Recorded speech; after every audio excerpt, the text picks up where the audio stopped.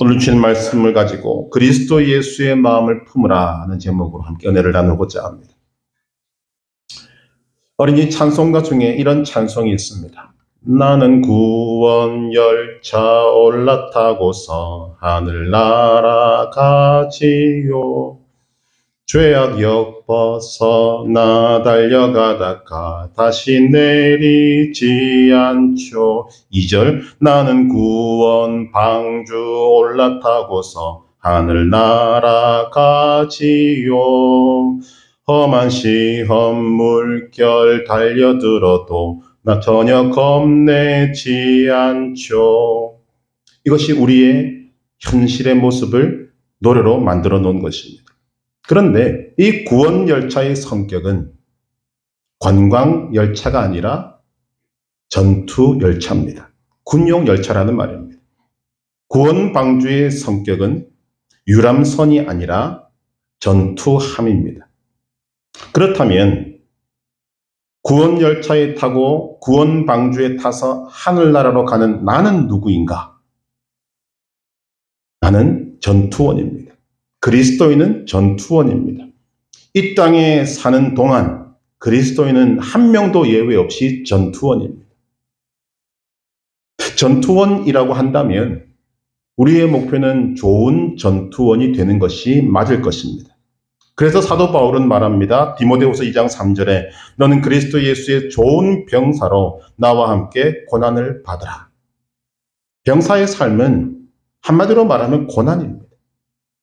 또한 고난을 받는 것이 그리스도 예수의 좋은 병사가 되었다는 증거가 되는 것입니다.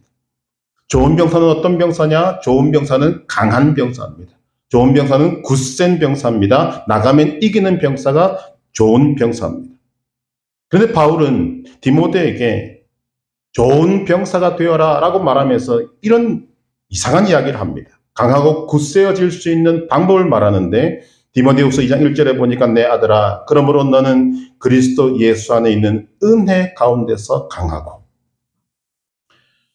좋은 병사로 강하고 굳세어질 수 있는 방법이 무슨 전투훈련을 빡세게 받으라 이런 것이 아닙니다. 그리스도 예수 안에 있는 은혜라고 이야기합니다. 참 이 원리를 모르면 이해가 안 되는 부분입니다. 은혜 사실 참 막연한 것입니다. 그러나 이렇게 말하는 것이 성경의 방식입니다. 성경은 언제나 1차적이고 근원적인 것을 말해주고 있는 것입니다. 우리들은 삶을 살아갈 때 맞닥뜨리는 문제가 있으면 우리는 1차적이고 근원적인 것으로 해결하지 않고 2차적인 것으로 해결하는 경우들이 100% 많습니다. 소위 방법론적이라는 것입니다. 문제가 생기면 그 문제를 대하는 나의 심리를 분석을 하고 현실을 보면서 배경 파악을 하고 이럴 때는 이렇게 하고 저럴 때는 저렇게 하는 처세술을 우리는 가르치고 배웁니다. 그리고 적당한 선에서 타협을 하는 방법으로 오늘 우리에게 닥치는 문제들을 처리해 나가는 것입니다. 그러나 이런 방법으로는 인생의 문제를 해결할 수가 없습니다. 방법론적으로 문제에 접근하는 것은 마치 수학 문제에 답을 가르쳐주는 것과 같습니다. 수학은 그럴 수 있습니다. 답을 가르쳐주고 달달달 외워서 같은 문제가 나오면 좋은 성적을 거둘 수도 있습니다. 그러나 인생은 수학이 아닙니다. 조금만 달라도, 아니 하나만 달라도 거기에 나오는 답은 전혀 다른 것이 우리의 인생입니다. 수학풀이 같은 방법으로는 우리 인생의 문제를 다 해결할 수 없다는 것입니다. 그래서 성경은 언제나 방법론적으로 접근하는 것이 아니라 1차적인 것이고 근본적인 것으로 답을 제시해 주고 있습니다. 성경은 1차적이고 근본적인 방법을 제시함으로 우리의 근본을 바꾸고 바꾸어진 근본을 바탕으로 일상에서 부딪히는 다양한 문제들에 대한 답을 스스로 말씀 안에서 찾고 성경적인 방법으로 문제들을 해결해 나가는 믿음의 실력, 이 믿음의 실력을 갖추도록 하는 것입니다. 그것이 하나님의 뜻입니다. 바울도 오늘 말씀에서 같은 맥락으로 말하고 있습니다. 바울은 빌립보 교인들을 향하여서 말합니다. 예수님의 지체로서 가져야 될 성품은 이런 것이고 자세는 이런 것이고 태도는 이런 것이다. 오늘 내용을 보니까 부정적인 것으로는 다툼과 허영을 피하는 것이고 긍정적인 것으로는 성령의 교제, 긍휼, 자비, 한 마음을 품고 사랑하고 겸손하고 이웃을 도와야 한다 등입니다. 그리스도인은 이렇게 살아야 한다는 것입니다. 이렇게 말하는 이유가 무엇인가? 인생의 문제는 다양하고 빌립보 교인들을 비롯한 오늘 우리들은 완전하지 못하기 때문입니다. 그래서 다양한 인생의 문제를 해결하고 부족한 부분들은 고쳐나가고 믿음으로 성장하기 위해서 바울이 제시하는 것이 무엇인가? 여기에 이런 좋은 방법이 있으니까 그 방법을 너가 배우라고 말을 하지 않습니다. 가장 근원적인 것을 말씀하고 있는데 그것이 무엇인가? 그리스도 예수의 마음을 품으라는 것입니다. 오늘 우리 삶에 일어나는 여러 가지 문제들, 그렇게 복잡하고 다양한 문제들, 얽히고 설키는 그런 인생의 문제들을 해결하는 것과 그리스도 예수의 마음을 품는 것이 연결이 된다면 그것이 오히려 이상합니다. 연결이 잘 안 됩니다. 그런데 하나님은 이것을 우리에게 가르치고 계신 것입니다. 오늘 저와 여러분들이 처해 있는 현실을 한번 생각해 보시기를 바랍니다. 개인적으로 그리고 가정적으로 여러 가지 문제들을 만나고 있습니다. 그리고 믿음 안에서 해결해 나가려고 애를 쓰고 있고 해결해 나가고 있습니다. 소위 작은 전투들이 벌어지고 있다는 거죠. 그런데 지금 현재 오늘 우리 현실을 보면 큰 틀에서 보면 큰 전쟁은 없습니다. 여러분의 터전을 흔들 만한 지진과 같은 해일과 같은 쓰나미 같은 이런 큰 전쟁은 없다는 거죠. 그때는 뭘 해야 하는가? 훈련을 해야 합니다. 다시 한 번 더 오늘 우리가 어떤 존재인지를 생각해야 됩니다. 우리는 관광객이 아닙니다. 유람선을 타고 있는 사람들이 아닙니다. 우리는 전투함을 타고 있고 군용 열차를 타고 있습니다. 그리스도인은 전투원입니다. 그리스도인은 전투원이다라는 관점에서 보면 전투원에게는 세 가지의 삶만 주어지고 있습니다. 첫째, 전쟁하는 것입니다. 둘째, 훈련하는 것입니다. 세 번째, 전쟁하면서 훈련하는 것입니다. 우리 군 생활을 해보신 분들은 알 겁니다. 군에서 하는 일이 뭡니까? 남들 보면 참 지루하죠. 근데 딱 하는 거 두 가지입니다. 전쟁하든지 훈련하든지. 우리는 지금 평화시대를 겪고 있기 때문에 훈련을 많이 하지만 결국은 군인은 전쟁 아니면 훈련입니다. 이것을 위해 바울이 제시하는 것이 무엇인가? 1차적이고 근본적인 방법으로 제시하는 것이 바로 그리스도 예수의 마음을 품으라. 그리스도 예수의 마음을 품으면 모든 것을 할 수 있다는 것입니다. 무엇이 그리스도 예수의 마음인가? 오늘 말씀 6절에서 8절 말씀을 우리 함께 읽겠습니다. 그는 근본 하나님의 본체시나 하나님과 동등됨을 취할 것으로 여기지 아니하시고 오히려 자기를 비워 종의 형체를 가지사 사람들과 같이 되셨고 사람의 모양으로 나타나사 자기를 낮추시고 죽기까지 복종하셨으니 곧 십자가에 죽으심이라. 이것이 그리스도 예수의 마음이다 라고 바울이 제시하고 있는 것입니다. 이것을 정리하면 첫째, 예수님의 마음은 겸손입니다. 겸손의 구체적인 내용은 하나님이 인간이 되셨다는 것입니다. 성육신을 말하고 있습니다. 성육신은 단순히 하나님이 인간이 되셨다는 것으로 끝나지 않습니다. 근본 하나님의 본체시며 하나님과 동등하신 분이 하늘의 영광 보좌를 버리고 인간이 되신 것입니다.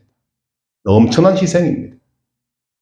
성육신은 예수님이 자신을 지극히 낮추셨다는 것입니다. 그것뿐만 아닙니다. 자신을 지극히 낮추셔서 인간이 되셨는데 그 인간이 되신 예수님이 처음 태어나신 곳이 마국간입니다. 예수님이 지상에서 가장 아름다운 궁정에서 왕자로 태어나도 하늘나라에 비하면 아무것도 아닐 것인데 예수님은 이 땅에 오셔서 제일 처음 마국간에서 태어나셨습니다. 하나님과 동등하신 분이, 하나님이신 그분이 마국간에서 태어났다는 사실이 얼마나 놀랍고 엄청난 일입니까? 이 세상에 있는 어떤 종교에서도 신이 사람이 되었는데 마국간에서 태어났다 이런 종교 없습니다. 왜냐하면 말이 안 되기 때문입니다. 그러나 이렇게 말이 안 되는 일이 우리 구주 예수 그리스도에게 일어났습니다. 이 사건을 통해서 하나님이 우리에게 무엇을 보여주시는가? 예수님의 마음은 이런 마음이다. 겸손이다. 지극히 자신을 낮춘 것이다. 라고 말씀하시는 것입니다. 예수님이 이 성육신으로 말미암아 오늘 우리는 예수님을 향하여 마음을 열 수 있습니다. 여러분, 사람들에게 동질감이라는 것은 굉장히 중요한 것입니다. 다미안 신부라는 분이 계십니다. 평생을 한센병자들과 함께 살다가 죽은 분입니다. 그가 한센병자들이 사는 몰로카이라는 섬을 지나다가 그 한센병자들, 문둥병자들이죠. 한센병자들을 바라보니까 너무 불쌍한 마음이 나와서 그들을 전도하기로 결심합니다. 그래서 애를 써서 많은 구호물자를 가지고 그 섬에 들어가서 여러 해 동안 전도합니다. 그런데 한 명도 받아들이지 않는 것입니다. 건강한 사람이, 사치스럽게 보일 만큼 건강한 사람이 자신들에게 와서 예수 그리스도를 전하는데 마음이 도저히 열리지가 않는 것입니다. 여러 해 동안 힘을 쓰고 애를 썼지만 이들의 마음이 열리지 않자 이 다미안 신부는 하나님께 이렇게 기도합니다. 하나님, 나에게 한센병을 주옵소서. 그리고 그는 결국 한센병자가 됩니다. 그리고 다시 한센병자들을 찾아갔습니다. 그제서야 그들의 마음이 열리더라는 것입니다. 건강한 사람이 한센병자의 마음을 열기 위하여 똑같은 병자가 되었습니다. 그 전에도 한센병자들에게 먹을 것을 줄 수 있었고, 보듬어 줄 수 있었고, 도닥거려 줄 수 있었고, 위로와 격려를 줄 수 있었던 것 같지만 그들의 마음은 열리지 않았습니다. 결국은 자신이 한센병자가 되고 나서야 그들의 마음을 열 수 있었다는 것입니다. 여러분, 이것이 얼마나 어려운 일이겠습니까? 이 다미안 신부의 모습은 예수 그리스도의 마음을 일부 우리에게 보여주는 것입니다. 예수님이 우리와 같은 육신을 입고 오셨다는 것은 다미안 신부가 한센병자가 된 것보다 더한 것입니다. 예수님은 근본 하나님의 본체시고 하나님과 동등하신 하나님이셨습니다. 그분이 인간이 되셨습니다. 마국간에서 태어나셨습니다. 우리는 그 예수님을 믿는 것입니다. 그런데 이런 예수님을 믿는 그리스도인들이 자신의 학벌을 과시하고 좋은 집안을 내세우고 나는 이런 사람이야, 나는 이런 것으로 살아간다면 과연 그가 예수님을 믿는 사람인가? 뭐만 있으면 내가 누군데 하며 자신을 알아달라고 하는 것이 여러분 얼마나 모순된 일. 그러면서도 우리는 예수님을 믿는다라고 말하는 것이 얼마나 부끄러운 일인가를 알아야 된다는 거죠. 우리는 해마다 12월 25일이 되면 성탄절을 지킵니다. 크리스마스를 지킵니다. 그런데 크리스마스를 지키면서 마국간 말구에 태어나신 예수님의 겸손은 지키지 않는다면 이건 굉장히 모순된 것입니다. 하나님이 인간이 되신 것, 이것이 예수님의 마음이라고 바울이 말하고 있습니다. 이것이 예수님의 마음입니다. 하나님이신 예수님이 인간이 되셨습니다. 겸손입니다. 두 번째, 예수님의 마음은 감사합니다. 예수님은 하늘 보좌를 버리시고 이 세상을 오셨습니다. 그런데 예수님이 오신 이 세상은 어떤 곳입니까? 죄와 악이 넘치는 곳입니다. 예수님은 깨끗하고 거룩하고 순종과 의로움과 아름다운 것들로만 채워진 하늘나라에서 불순종과 불경건과 불의와 악행으로 가득한 이 세상으로 오셨습니다. 이 땅은 온갖 불행이 줄지어 일어나는 곳입니다. 이 세상에서는 비애와 고통과 질병과 죽음이 모든 인간들의 삶을 황폐하게 만듭니다. 예수님은 바로 그런 땅에 오셨습니다. 더구나 예수님이 이 땅에 오실 때 예수님은 로마 시대에 태어나셨습니다. 그러나 예수님은 로마 시민으로 태어난 것이 아니라 로마가 정복한 이스라엘의 백성으로 태어나셨습니다. 멸시받는 유대인으로 태어나고 자라셨습니다. 예수님은 같은 종족인 유대인들의 인권이 짓밟히고 착취가 자행되고 자유를 상실한 시대에 태어나셨습니다. 로마 시대의 이 로마 제국의 압제는 예수님이 이 땅에 계시는 동안 계속되었고 이스라엘은 독립을 갈망하며 힘겹게 살 수밖에 없었습니다. 예수님도 유대인의 신분으로서 그들과 함께 나라 이루는 서름, 압제 이런 것들을 견디면서 사셔야 했다는 것입니다. 예수님은 온 세상의 통치자이셨지만 하늘나라에 비하면 정말 보잘것없는 로마 제국의 시민권조차도 갖지 못하고 사셨습니다. 그리고 예수님은 우리와 동등한 자가 되셨습니다. 히브리서 4장 15절 우리에게 있는 대제사장은 우리의 연약함을 동정하지 못하실 리가 아니요 모든 일에 우리와 똑같이 시험을 받으신 이로되 죄는 없으시니라. 모든 일에 우리와 똑같이 시험을 받는 자가 되셨습니다. 그래서 우리 인간의 고통을 아시고 슬픔을 아시고 아픔을 아시는 것입니다. 그리고 우리를 동정하십니다. 그런데 중요한 것은 예수님은 이 땅에 사시는 동안 단 한 번의 불평도, 단 한 번의 불만도, 단 한 번의 원망도 하지 않으셨습니다. 환경을 탓한 적이 단 한 번도 없으셨습니다. 시대를 잘못 타고났다는 이런 탓도 하신 적이 없습니다. 오히려 예수님의 삶은 처음부터 끝까지 감사였습니다. 예수님이 평생에 가지신 것은 한 벌 옷밖에 없습니다. 우리는 예수님에 비하면 얼마나 많은 것들을 가지고 있는지 모릅니다. 얼마나 많은 것들을 누리고 살아가고 있는지 모릅니다. 그런데 우리는 삶을 살아가는 가운데 너무 많은 불평과 불만과 원망을 합니다. 조금만 힘들면 죽겠다 죽겠다 소리 지릅니다. 우리는 거룩하신 하나님이신 예수님이 이 죄 많은 세상이 죄악으로 가득한 세상에 오셨고 압제받고 소름받는 식민지 백성으로 사셨고 삶이 처음부터 끝까지 편한 것 하나도 없는 삶을 사셨던 예수님을 믿는 자들인데 오늘 우리의 삶에는 너무 많은 불평, 불만, 원망이 우리의 인생을 채우고 있는 것입니다. 여러분 냉정하게 여러분들의 삶을 한번 살펴보시기를 바랍니다. 그러면 불평, 불만거리보다 감사거리가 많을 것입니다. 그런데 우리는 그것을 인식하지 않습니다. 많은 것들을 가지고 있으면서도 없는 것을 바라보고 많은 것들을 누리고 있으면서도 내게 부족한 것을 바라보고 그러니 평생 이 감사의 놀라운 세계를 알지 못하고 살아가고 있는 것입니다. 그것도 그리스도인이.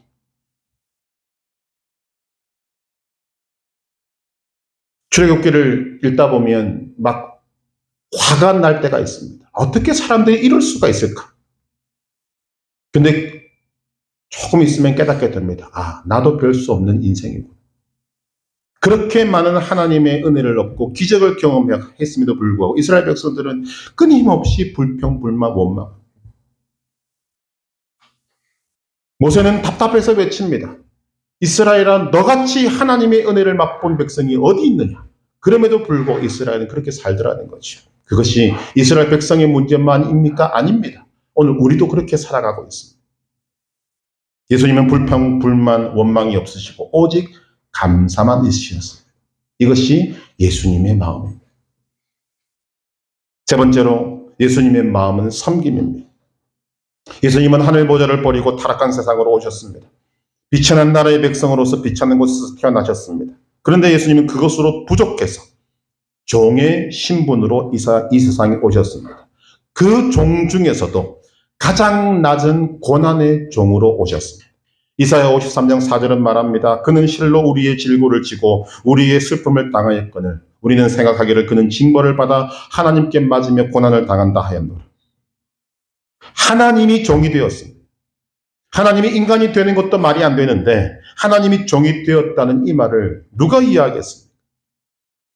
여러분 이 세상에 신이 인간이 되는 종교가 있습니까?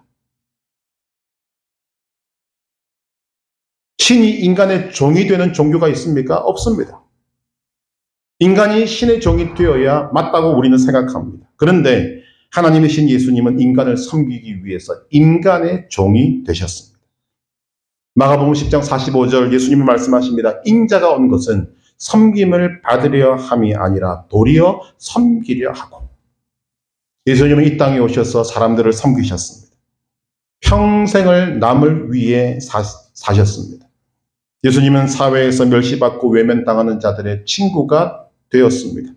그는 창녀와 세리들의 친구였고 가난한 과부의 호소를 듣는 자였고 질병에 시달리는 병자들을 돌보아 주었습니다. 예수님은 마음이 상한 자들을 위로하셨고 천국의 복음으로 그들을 가르치셨습니다. 그러나 예수님이 이 땅에 오신 목적, 섬기는 목적은 여기서 그칠 수가 없었습니다. 예수님은 예수님만이 하실 수 있는 대속의 죽음을 치러야 했습니다. 우리가 알고 믿고 있는 바와 같이 예수님은 단 한 번도 죄를 지은 적이 없는 분입니다. 그러나 예수님은 하나님 아버지의 외면과 저주 아래에서 십자가를 져야 했습니다.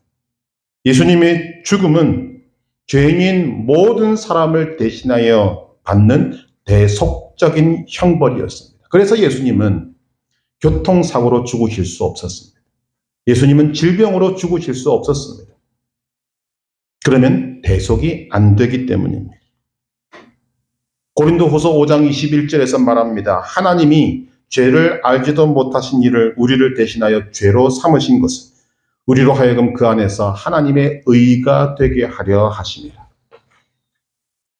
예수님은 죄인인 인간들에게 조롱과 모욕과 채찍질을 당했고 발가 벗겨온 채 십자가에 달렸습니다. 하나님이신 예수님이 나 같은 죄인을 위해서 그렇게 십자가를 지신 것입니다. 여러분, 십자가에서 누가 죽었습니까? 하나님이 죽으셨습니다. 사실 말이 안 되는 것입니다. 하나님은 불멸의 하나님이십니다. 영존하시는 하나님이십니다.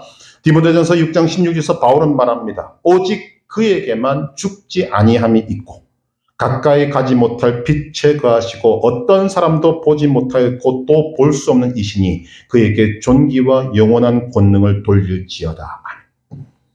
오직 하나님께만 뭐가 있습니까? 죽지 아니함이 있고. 그런데 그분이 죽으셨습니다. 무슨 일이 벌어졌는가? 어떻게 불멸하시고 영존하시는 하나님이 죽을 수 있는가?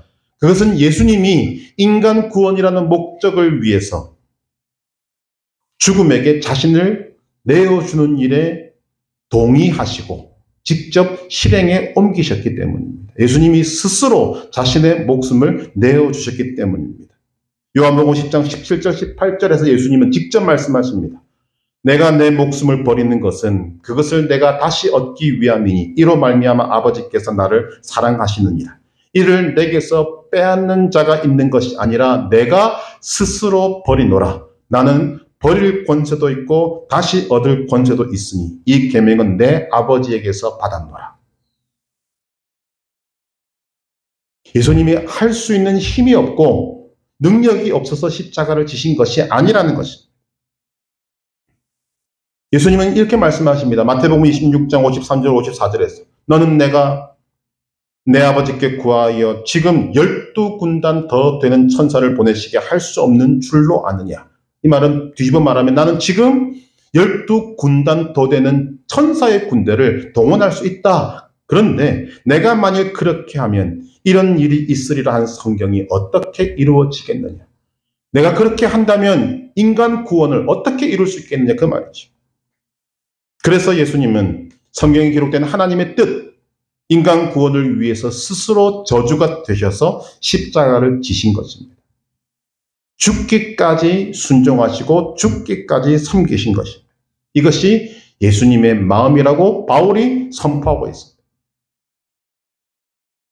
예수님의 마음은 겸손과 감사와 섬김입니다. 물론 이것이 예수님의 마음 전부는 아닙니다만 이것을 대표적으로 바울이 제시하고 있습니다. 그런데 이 세 가지 겸손, 감사, 섬김의 특징이 있습니다. 그 특징이 무엇인가 하면 제한이 없다는 것입니다. 예수님은 이 세상에서 만난 모든 사람들에게 은혜를 베푸셨습니다. 즉 사람들은 예수님을 만나서 손해본 사람이 한 사람도 없다는 거죠. 다 은혜를 입었습니다. 사람들은 예수님으로부터 제한이 없는 은혜를 입었습니다. 그러나 예수님의 십자가형이 결정되자 사람들은 제한이 없는 조롱과 모욕과 멸시를 예수님에게 쏟아부었습니다. 이사야 53장 3절 그는 멸시를 받아 사람들에게 버림받았으며 간고를 많이 겪었으며 질고를 아는 자라. 마치 사람들이 그에게서 얼굴을 가리는 것 같이 멸시를 당하였고 우리도 그를 귀히 여기지 아니하였도다. 성경에 기록되어 있는 바가 무엇입니까? 사람들은 은혜 입은 사람들은 예수님이 십자가형이 결정되자 예수님의 뺨을 치고 매질도 하고 얼굴에 침도 뱉었습니다. 사람들은 예수님이 십자가에서 돌아가실 때까지 제한 없는 조롱과 모욕과 멸시를 퍼부었습니다. 그러나 주님은 죽기까지 하나님께 복종하고 사람들에게는 제한 없는 자비와 용서와 긍휼을 베푸셨습니다. 예수님이 뭐라고 하십니까? 십자가에 달리시면서 아버지 저들을 사하여 주옵소서. 자기들이 하는 것을 알지 못함이니이다. 제한 없는 자비와 용서의 마음, 이것이 예수님의 마음이라는 것입니다. 그럼 지금 바울이 오늘 우리에게 그리스도 예수의 마음을 품는 것이 뭐라고 말하고 있습니까? 빌립보서 2장 1절 4절의 말씀을 다시 한번 보면 바울은 빌립보 교인들 그리고 오늘 우리들을 향하여서 말합니다. 예수님의 지체로서 가져야 될 성품, 자세, 태도들을 열거하고 있습니다. 문제는 바울이 겸손과 화합과 사랑에 대한 교훈을 굳이 예수님의 성육신의 근거에서 말하고 있다는 것입니다. 이것이 중요한 이유입니다. 지금 바울이 말한 내용을 보면 빌립보 교인들을 비롯한 오늘 우리들에게 너희는 도덕적인 삶을 살라고 말하는 것 같아 보입니다. 겸손하라, 남을 높여주라, 시기와 다툼을 삼가라, 한 마음이 되라, 서로 사랑하라. 차원 높은 도덕적인 삶을 살아야 한다라고 말하는 것 같습니다. 그런데 그렇다면 바울이 굳이 예수 그리스도의 성육신을 끌고 올 이유가 없다는 거죠. 바울이 누굽니까? 빌립보 교회를 설립한 사람입니다. 그 사람들을 가르쳤던 사도입니다. 사도의 권위를 가지고 모두들 잘난 척 하지 말고 겸손하라 명령하면 되는 것입니다.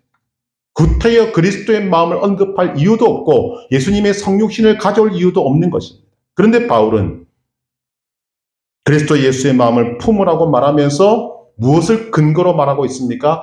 예수 그리스도의 성육신을 언급하고 있습니다. 왜냐하면 예수님의 마음을 품고 예수님의 마음을 아는 것이 모든 문제를 해결하는 원천이 되기 때문입니다. 몇 가지만 말씀드리면 그리스도 예수님의 마음을 품을 때 성령의 감동이 있고 이것은 우리에게 힘이 됩니다. 시편 46편 1절 하나님은 우리의 피난처시요 힘이시니 환난 중에 만날 큰 도움이시라. 그리스도 예수의 마음을 품을 때 성령의 감동이 있고 이것은 우리의 능력이 됩니다. 시편 18편 1절 나의 힘이신 여호와여 내가 주를 사랑하나이다. 그리스도 예수의 마음을 품을 때 성령의 감동이 있고 하나님이 나의 반석이 되십니다. 시편 73편 26절 내 육체와 마음은 쇠약하나 하나님은 내 마음의 반석이시요 영원한 분깃이시라. 그리스도 예수의 마음을 품을 때 그리스도 예수의 마음이 내게 힘이 되고 능력이 되고 반석이 되어서 내가 복음에 합당한 도덕 생활을 하게 되는 것입니다. 즉 복음에 합당한 도덕 생활은 믿음의 목적이 아니라 그리스도 예수의 마음을 품는 것이 목적이고 도덕적인 생활은 그 결과로 나오는 것입니다. 자연스럽게 나오는 것입니다. 바울이 말하는 핵심 우리는 찔러야 합니다. 우리가 인생에서 만나는 모든 문제의 해결은 어디에 있습니까? 착하고 바르게 사는 데 있지 않습니다. 예수 그리스도의 마음을 품는 데 있습니다. 이것이 성경이 말하는 방식이라는 거죠. 그리스도 예수의 마음을 품는 것입니다. 그래서 히브리서 저자가 뭐라고 말합니까? 너희는 예수를 깊이 생각하라. 우리를 향한 하나님의 목적은 문제를 해결하는 기술이나 요령, 이 세상을 잘 살 수 있는 처세술을 가르치는 것이 아닙니다. 하나님의 목적은 우리의 근본을 바꾸는 것입니다. 에베소서 4장 22절 이하에서 바울이 뭐라고 말합니까? 너희는 유혹의 욕심을 따라 썩어져가는 구습을 따르는 옛사람을 벗어버리고 오직 너희의 심령이 새롭게 되어 하나님을 따라 의와 진리의 거룩함으로 지으심을 받은 새 사람을 입으라. 고린도후서 5장 17절 그런즉 누구든지 그리스도 안에 있으면 새로운 피조물이라 이전 것은 지나갔으니 보라 새 것이 되었도다. 하나님께서는 우리가 근본이 바뀌지 않은 채로 도덕적인 삶을 살고 윤리적인 삶을 살라고 말씀하시지 않습니다. 왜냐하면 이것은 한계가 있기 때문에. 예수님 당시에 바리새인, 사두개인, 서기관들은 그렇게 살았습니다. 근본이 바뀌지 않은 채 너무나 열심히 도덕적인 삶을 살았고 윤리적인 삶을 살았습니다. 인정도 받았습니다. 그러나 하나님의 눈으로 볼 때 아니었다는 거죠. 근본이 바뀌지 않았는데 아무리 도덕적인 삶을 흉내내고 윤리적인 삶을 흉내낸들 그것이 하나님께 인정이 안 되더라는 것입니다. 하나님은 우리의 근본이 바뀌기를 원하십니다. 그래서 그리스도 예수의 마음을 품고 성령의 감화 감동으로 심령이 새로워지라고 말하는 것입니다. 새 사람이 되라고 말하고 새로운 피조물이 되라고 말합니다. 요즘은 100%는 아니겠습니다만 집집마다 정수기가 있습니다. 왜 정수기를 쓰죠? 수돗물을 정화시켜 마실 물로 만드는 것입니다. 강물을 정화시켜 수돗물을 만드는 수도시설도 있습니다. 하수가 강이나 바다로 직접 나가지 못하도록 정화하는 하수 종말 처리장도 있습니다. 공통점은 무엇인가 하면 오염된 물을 깨끗하게 만드는 것입니다. 근본이 바뀌지 않은 채 도덕적이고 윤리적인 삶을 살라는 것은 정수기, 수도시설, 하수 종말 처리장과 같은 것입니다. 오염된 것을 자꾸만 바꾸는 거죠. 여러분 한계가 있지 않겠습니까? 그러나 그리스도 예수의 마음을 품으라는 것은 샘 자체를 바꾸는 것입니다. 샘 자체가 맑은 물이 나오는 샘으로 바뀌는 것입니다. 예수님이 수가성 여인을 만났을 때 뭐라고 말씀하십니까? 요한복음 4장 13절 이하에서 이 물을 마시는 자마다 다시 목마르려니와 이것이 지금 정수기, 수도시설, 하수종말 처리장과 같은 것입니다. 이 물을 마시는 자마다 다시 목마르려니와 내가 주는 물을 마시는 자는 영원히 목마르지 아니하리니 내가 주는 물은 그 속에서 영생하도록 솟아나는 샘물이 되리라. 영생하도록 솟아나는 샘물이 되는 것, 그것이 그리스도 예수의 마음을 품는 것입니다.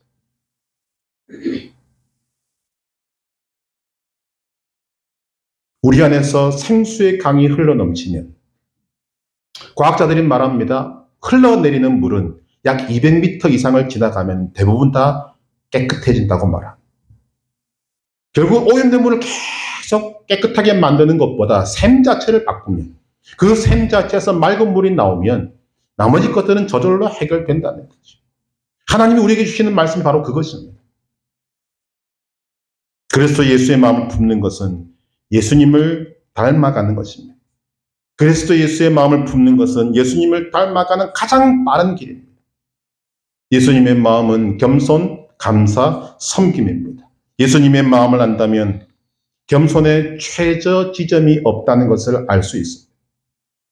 예수님의 마음을 안다면 불평, 불만, 원망이 아니라 어떠한 삶이라도 감사하며 살 수 있음을 알 수 있습니다.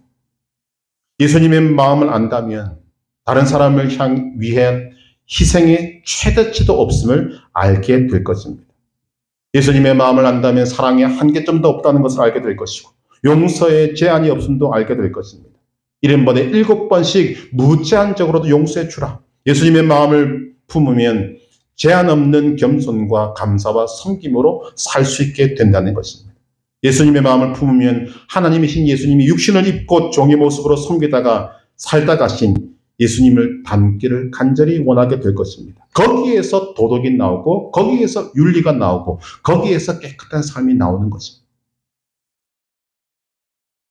예수님의 마음을 품지 못하고 예수님의 마음을 알지 못한 채로 적당한 율법을 지키고 적당한 사회적 규범이 요구하는 범위를 조금 넘는 정도로 이 정도 살았으니까 난 됐다. 이 정도의 삶은 하나님이 우리에게 원하시는 모습이 아닙니다. 하나님의 자녀된 그리스도인들에게 원하는 모습이 아닙니다. 하나님은 우리가 완전히 온전히 뿌리에서부터 하나님의 자녀가 되기를 원하고 계십니다. 우리는 예수 그리스도의 마음을 품는 훈련을 해야 합니다. 그리스도 예수의 마음을 품는 전쟁을 해야 합니다. 그리스도 예수의 마음을 품으면 우리의 근본이 바뀝니다. 예수님을 닮아가게 됩니다. 생각이 바뀌고 말이 바뀌고 표정이 바뀌고 행동이 바뀌고 삶이 바뀌게 됩니다. 이것은 하나님은 기뻐하시지만 우리의 원수인 사탄 마귀는 제일 싫어하는 것입니다.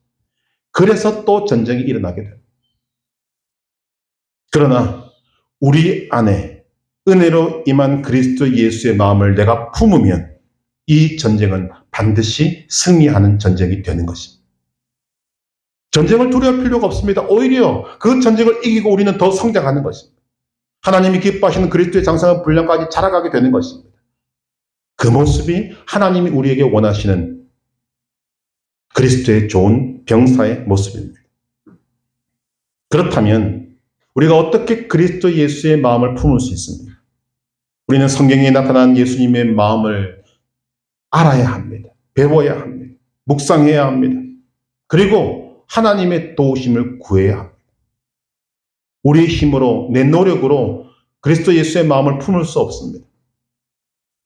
우리는 철저하게 하나님을 믿고 의지하고 의뢰하면서 하나님, 예수님의 마음을 알게 하옵소서. 예수님의 마음을 품게 하옵소서. 예수님의 마음을 품어 성령의 감화, 감동이 있게 하옵소서. 예수님의 마음을 품어 새로운 신령, 새로운 피조물이 되게 하여 주옵소서. 그래야 겸손과 감사와 섬김의 풍성한 삶의 열매가 맺어지게 하여 주옵소서. 그럴 때 우리가 승리하는 것입니다. 그럴 때 우리가 하나님의 자녀다워지는 것입니다. 그럴 때 우리가 예수 그리스도를 닮아가게 되는 것입니다. 그리스도 예수의 마음을 품어 근본이 바뀌어 새로운 피조물이 되고 예수님을 닮아 겸손과 감사와 섬김으로 마귀와의 전쟁에서 승리하고 삶의 모든 문제를 해결해서 믿음으로 성장하는 베테랑 그리스도인, 날마다 성장하는 그리스도인 되시기를 주님의 이름으로 축복합니다.